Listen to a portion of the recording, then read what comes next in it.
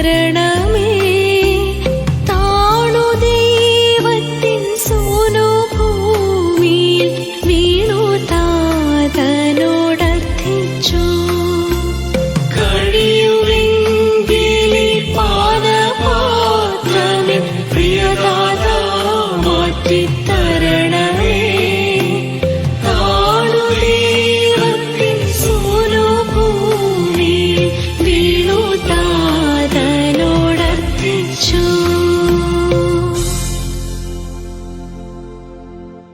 സഹോദരീ സഹോദരന്മാരെ, ലോകമാസകലം ഈശോയുടെ പീഡാനുഭവത്തിന്റെയും കുരിശുമരണത്തിന്റെയും ആ സ്മരണകളെ ധ്യാനിച്ചുകൊണ്ട് ജീവിതത്തെ ദൈവത്തിന് മുമ്പിൽ സമർപ്പിച്ചുകൊണ്ട് പരിവർത്തനത്തിന് വിധേയമാകുന്ന ദിവസമാണ്. പെസഹ ആചരിച്ച് സ്തോത്രഗീതം ആലപിച്ച്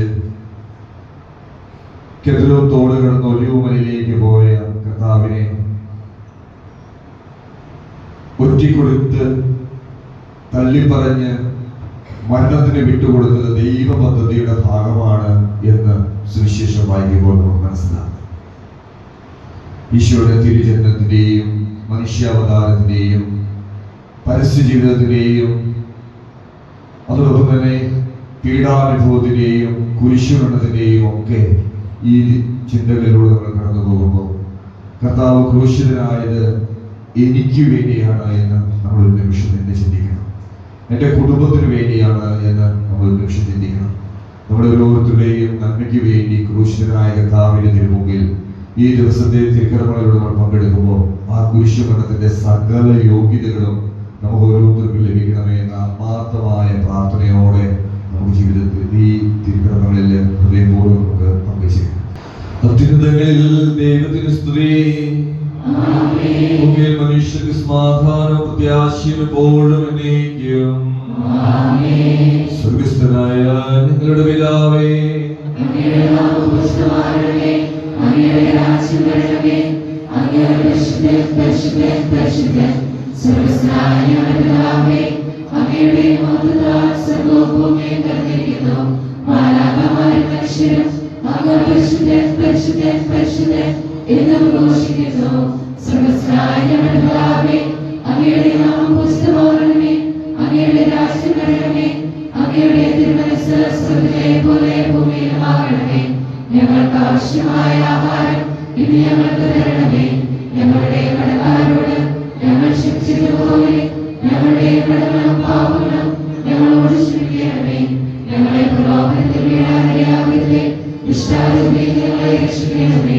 എന്തുകൊണ്ടെന്നാൽ രാജ്യവും ശക്തിയും മഹത്വവും എന്നേക്കും അങ്ങയുടേതാകുന്നു. ആമേൻ. നമുക്ക് പ്രാർത്ഥിക്കാം. സമാധാനം നമ്മോട് കൂടെ. മഹോന്നതനായ കർത്താവേ, ദൈവമായ അങ്ങേ ഞങ്ങൾ വാഴ്ത്തുന്നു. മഹത്വപൂർണമായ ത്രിത്വത്തെ ഞങ്ങൾ എല്ലാ സമയവും സ്തുതിക്കുന്നു. ഞങ്ങളുടെ രക്ഷകനായ മിശിഹായെ അനുഭവിച്ച പീഡകൾ ഭക്തിപൂർവ്വം ഞങ്ങൾ അനുസ്മരിക്കുന്നു. പാപത്തിന്റെയും മരണത്തിന്റെയും മിശിഹ നേടിയ വിജയത്തിൽ ഞങ്ങളെയും പങ്കാളികളാക്കണമേ. അവിടുത്തെ പീഡാനുഭവത്തിന്റെയും മരണത്തിന്റെയും ഫലങ്ങൾ പ്രാപിക്കുവാൻ ഞങ്ങളെ അനുഗ്രഹിക്കണമേ. സകലത്തിന്റെയും നാഥായ എന്നേക്കും. അവനെ അവഹേളിക്കുന്നു. അവർ വികൃതമായ ആംഗ്യങ്ങൾ കാട്ടുകയും തലയാട്ടുകയും ചെയ്യുന്നു.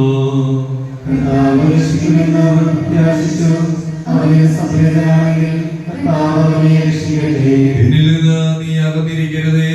ഇതാ ദുരിതമടുത്തിരിക്കുന്നു. എന്നെ സഹായിക്കുവാൻ ആരുമില്ല.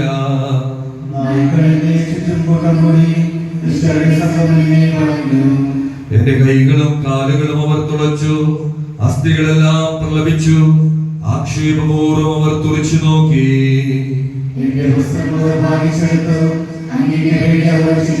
കർത്താവേ, നീ എന്നിൽ നിന്ന് അകന്നു പോകരുതേ. എന്റെ ദൈവമേ, എന്റെ സഹായത്തിന് വേഗം വരണമേ.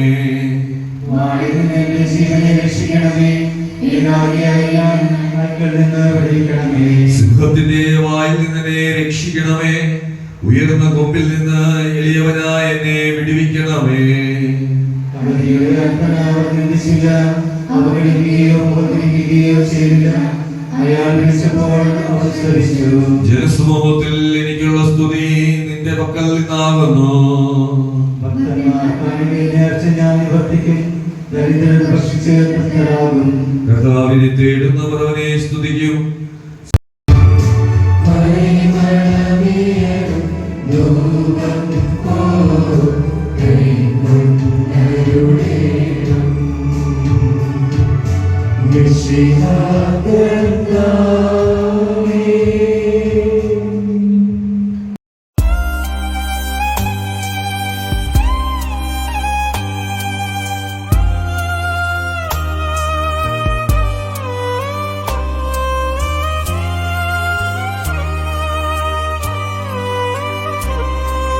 സ്വന്തം ജനങ്ങൾക്കു ജീവനേകാൻ സർവേശനന്ദനൻ ഭൂവിൽ വന്നു. സർവേശനന്ദനൻ ഭൂവിൽ വന്നു. സമാധാനം നിങ്ങളോടുകൂടെ. ഈശോയുടെ പീഡാനുഭവ ചരിത്രം നമ്മളിപ്പോൾ വായിക്കുകയാണ്. നമുക്ക് ശാന്തമായിട്ടിരിക്കും.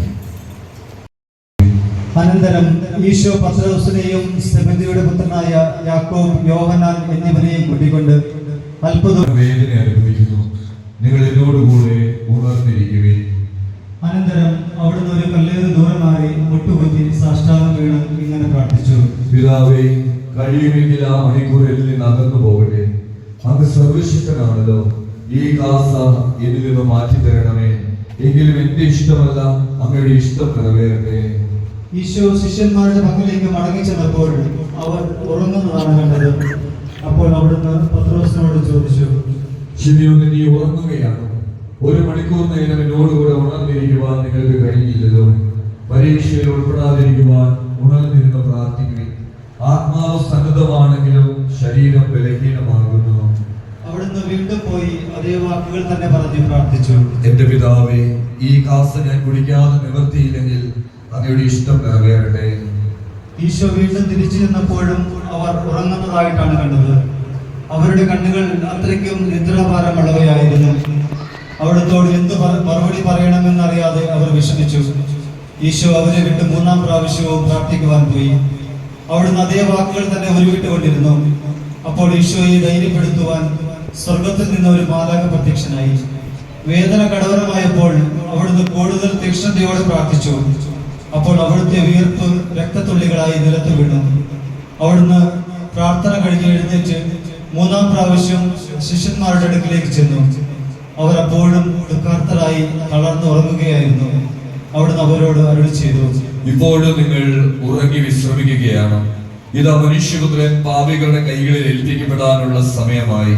എഴുന്നേൽക്കുവിൻ, നമുക്ക് പോകാം. എന്നെ ഒറ്റിക്കൊടുക്കുന്നവൻ എത്തിക്കഴിഞ്ഞു. അവിടുത്തെ ഒറ്റിക്കൊടുത്ത യൂദാസിന് ആ സ്ഥലം അറിയാമായിരുന്നു. എന്നാൽ ശിഷ്യന്മാരും ഒന്നിച്ച് ഈശോ പലപ്പോഴും അവിടെ പോകാറുണ്ടായിരുന്നു. യൂദാസ് പട്ടാളത്തെയും പ്രധാനാചാര്യന്മാരെയും പുരുഷന്മാരെയും സേവകരെയും കൂട്ടിക്കൊണ്ട് അവിടെ ചെന്നു. അവർ വിളക്കുകളും പന്തങ്ങളും വാളുകളും വടികളും എടുത്തിരുന്നു. ഈശോ ശിഷ്യന്മാരോട് സംസാരിച്ചു കൊണ്ടിരിക്കുമ്പോഴാണ് 12 പേരിൽ ഒരുവനായ യൂദാസ് അവിടെ എത്തിയത്. ഒറ്റിക്കൊടുക്കാനിരുന്നവനോട് അവരോട് ഇങ്ങനെ പറഞ്ഞിട്ടുണ്ടായിരുന്നു, ഞാൻ ഒരാളെ ചുംബിക്കും, അവനാണ് മിശിഹ. അവനെ നിങ്ങൾ ശ്രദ്ധാപൂർവം പിടിച്ചു കൊള്ളണം. അടുത്തെത്തിയ ഉടൻ യൂദാസ് ഇപ്രകാരം പറഞ്ഞുകൊണ്ട് ഈശോയെ ചുംബിച്ചു. ഗുരു സ്വസ്തി. അപ്പോൾ ഈശോ അയാളോട് ചോദിച്ചു, സ്നേഹിത, നീ ഇതിനാണോ വന്നത്? യൂദാസെ ചുംബിച്ചുകൊണ്ട് നീ മനുഷ്യപുത്രനെ ഒറ്റിക്കൊടുക്കുകയാണോ? സംഭവിക്കുവാൻ പോകുന്നതെല്ലാം അറിഞ്ഞിരുന്ന ഈശോ അവരുടെ അടുക്കിലേക്ക് ചെന്ന് ഇപ്രകാരം ചോദിച്ചു, നിങ്ങൾ ആരെയാണ് അന്വേഷിക്കുന്നത്?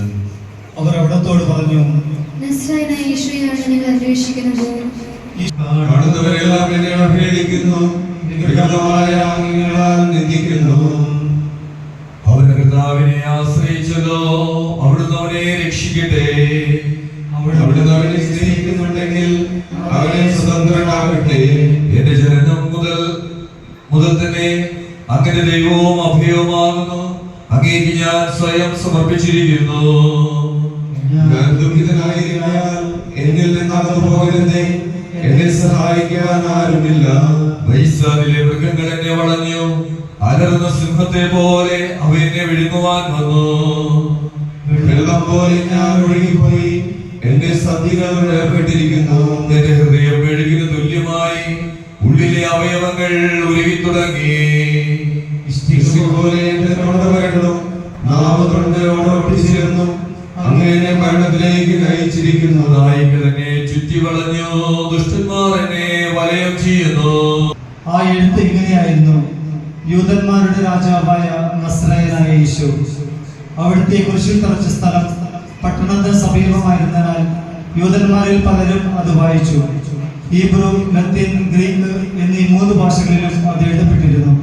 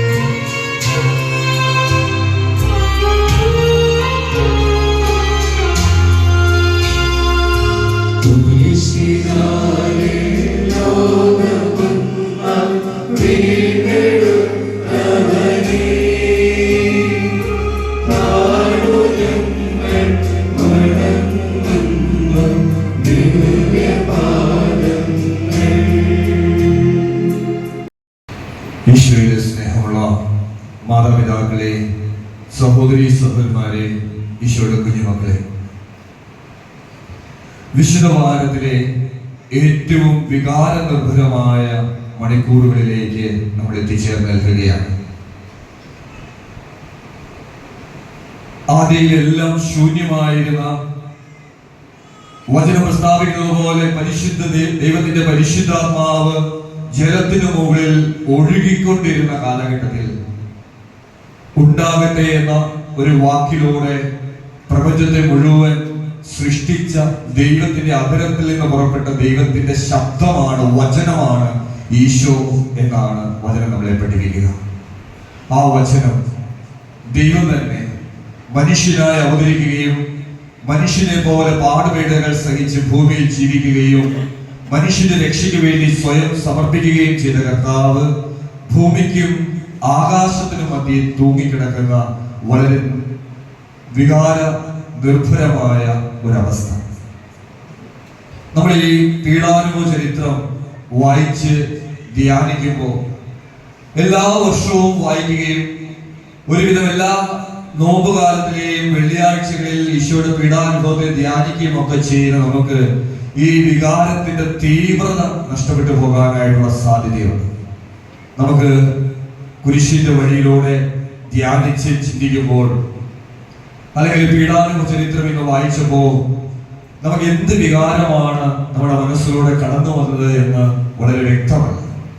ചിലപ്പോഴൊക്കെ അമ്മമാരൊക്കെ ഇരുന്ന് കരഞ്ഞ്, ഇപ്പോഴും ചിലര് പീഡാനുഭവ ചരിത്രം വായിക്കുമ്പോൾ കരയുന്നു, കരഞ്ഞ് ഈ തിരുക്കർമ്മങ്ങളിൽ പങ്കുചേരുന്നവരുണ്ട്. ഞാൻ ജീവിതത്തിൽ ഒരിക്കൽ മാത്രം ചെയ്തു പോയിട്ടുള്ള ഇങ്ങനെ പലതരത്തിലുള്ള പാപങ്ങൾ എൻ്റെ ജീവിതത്തിലുണ്ട്. കർത്താവേ, അതെല്ലാം അങ്ങയുടെ തിരുമുമ്പിലുണ്ടെന്ന്, അതെല്ലാം വിശാദിന്റെ കണക്ക് പുസ്തകത്തിലുണ്ടെന്നും സുവിശേഷം ഇവിടെ പഠിപ്പിക്കുന്നു. കർത്താവേ, ഈ പാപങ്ങൾക്ക് വേണ്ടിയാണല്ലോ നീ ക്രൂശിതനായത്. ആ കുരിശുമരത്തിൽ എന്നെ ശക്തി സ്വീകരിച്ചുകൊണ്ട് ഞാനും എൻ്റെ കുടുംബവും എൻ്റെ മക്കളും എൻ്റെ ജീവിത സാഹചര്യങ്ങളും ഈ ഇടവക മുഴുവനും ഈ ദേവാലയത്തിൽ ബലിയർപ്പിക്കുന്ന സകല ജനങ്ങളും കർത്താവേ വിശുദ്ധീകരിക്കപ്പെട്ട് അങ്ങയുടെ തിരുമുമ്പിൽ നിൽക്കാനുള്ള യോഗ്യത പ്രാപിക്കാൻ കുരിശിലൂടെ ഞങ്ങളെ അനുഗ്രഹിക്കണമേ. കർത്താവേ, ബലവാനായ ദൈവമേ, അങ്ങയോട് ഞങ്ങൾ വിനയപൂർവ്വം പ്രാർത്ഥിക്കുന്നു. അങ്ങയുടെ കൃപാവരം ഞങ്ങളിൽ നിറയ്ക്കണമേ. ഞങ്ങളുടെ രക്ഷകനായ യേശുമിശിഹായുടെ സഹന ജീവിതത്തോട് യോജിച്ചുകൊണ്ട് ക്ലേശങ്ങളും പീഡകളും സന്തോഷത്തോടെ സഹിക്കുന്നതിനും അങ്ങയുടെ ബലിജീവിതം തുടരുന്നതിനും ഞങ്ങളെ ശക്തരാക്കണമേ. യഥാർത്ഥമായ പ്രാർത്ഥനാ ചൈതന്യവും സഹോദര സ്നേഹവും ആത്മപരിത്യാഗവും പുലർത്തിക്കൊണ്ട് ഞങ്ങളുടെ ജീവിതം മുഴുവൻ ഫലദായകമാക്കുവാൻ ഞങ്ങളെ സഹായിക്കുകയും ചെയ്യണമേ. പിതാവും പുത്രനും പരിശുദ്ധാത്മാവുമായ സർവേശ്വര എന്നേക്കും.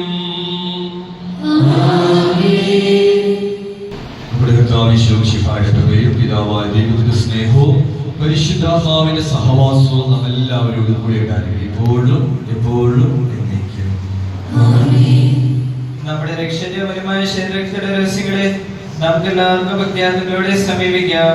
അനതാവത്തിൽ വാങ്ങുന്ന ശരണത്തോടെ അപരാധത്തിന് പിന്തിരിഞ്ഞും പാപളെ കുറിച്ച് പശ്ചാത്തപിച്ചും സൗന്ദര്യങ്ങൾ ക്ഷമിച്ചുകൊണ്ട് നമുക്ക് സകലത്തിനെയും നാഥന ദൈവത്തോട് കൃപയും പാപമോചനവും യാചിക്കുകയും ചെയ്യാം.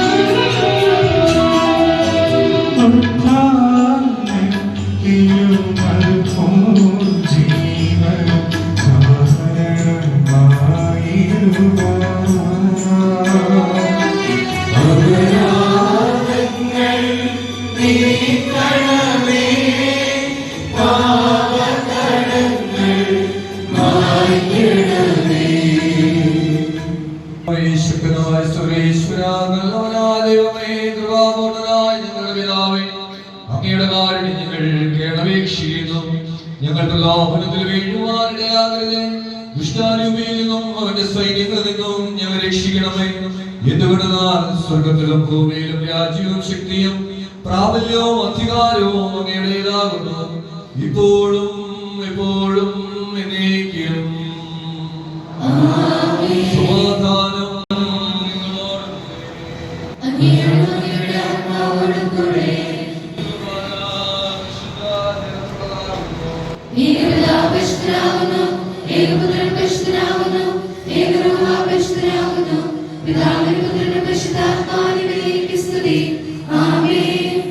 ജീവിതങ്ങൾ പ്രകീർത്തിക്കുവേൻ. എല്ലാ നിമിഷവും എല്ലാ സമയവും അവിടുത്തെ കൃപയും കാരുണ്യവും നമ്മുടെ മേലുണ്ടായിരിക്കട്ടെ. നമ്മെ ജീവിപ്പിക്കുന്ന നമ്മുടെ കർത്താവിന്റെ കൃപാവരം അവിടുത്തെ കാരണമെല്ലാം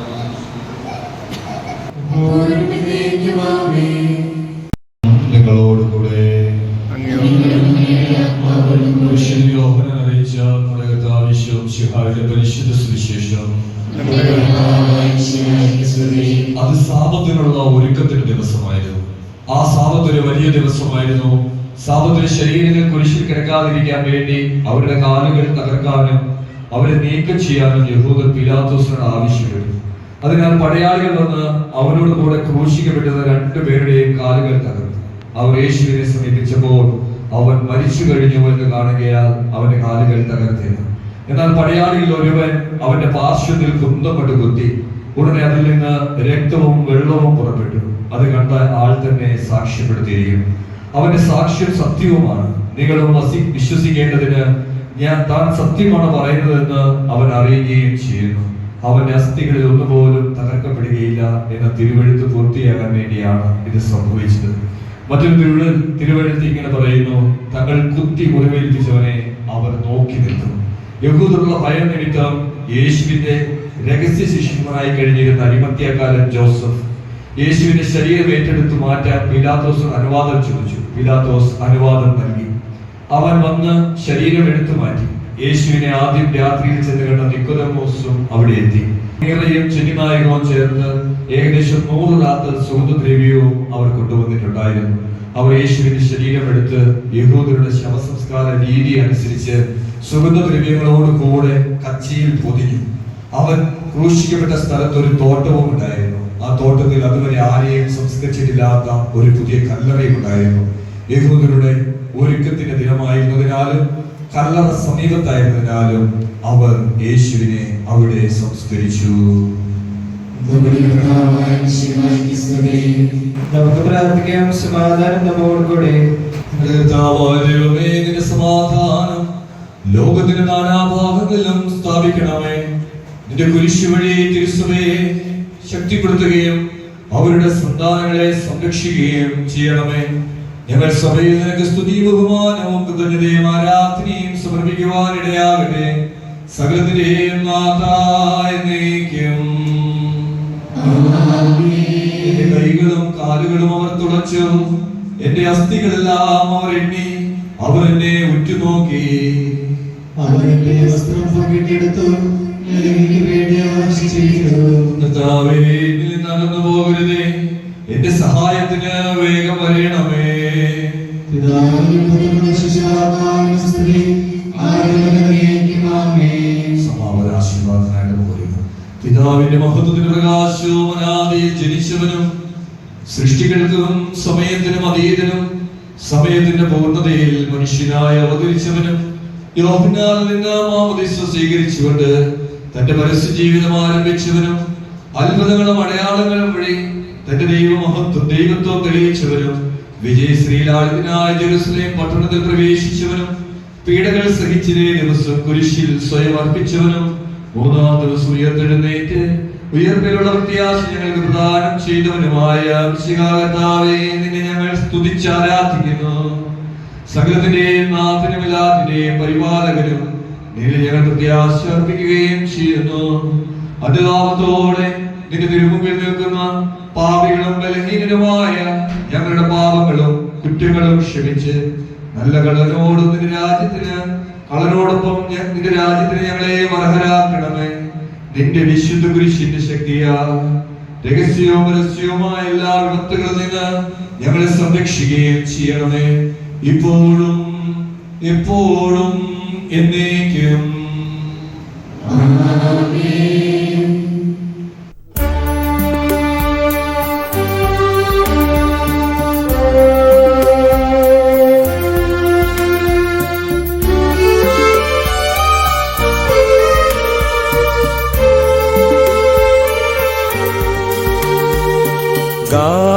ഗാഗുൽത്താമലയിൽ നിന്നും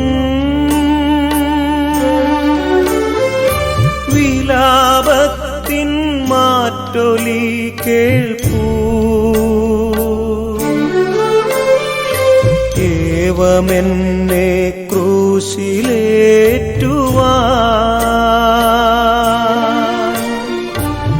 അപരാധമെന്തു ഞാൻ ചെയ്തു?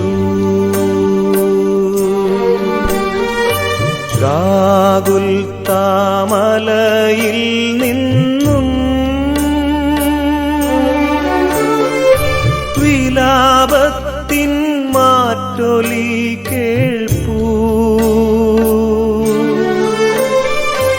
ഏവമെന്നെ ക്രൂശിലേറ്റുവാൻ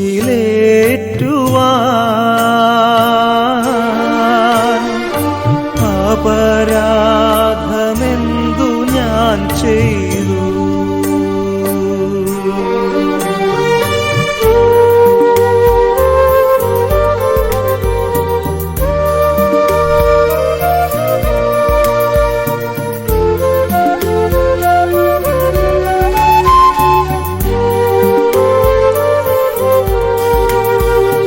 മുന്തിരി ഞാൻ നട്ടു നിങ്ങൾക്കായി, മുന്തിരി ചാറൊരുക്കി വച്ചു. എങ്കിലും ഈ കയ്പു നീരല്ലേ ദാഹശാന്തിക്കെനിക്കു നൽകി.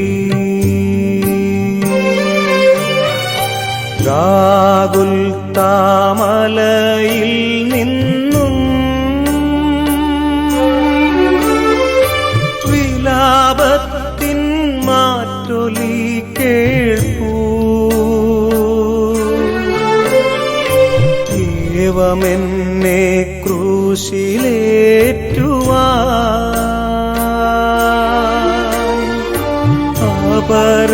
അപരാധമെന്തു ഞാൻ ചെയ്തു?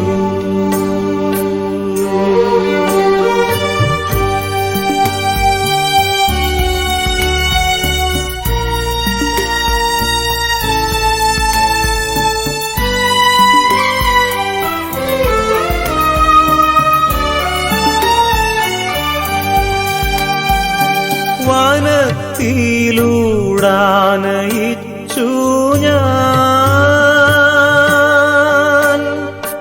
അന്നമായി വിൺമന്ന തന്നില്ലേ? അതിനെല്ലാം നന്ദിയായി നിങ്ങൾ കുരിശല്ലോ നൽകിടുന്നിപ്പോ.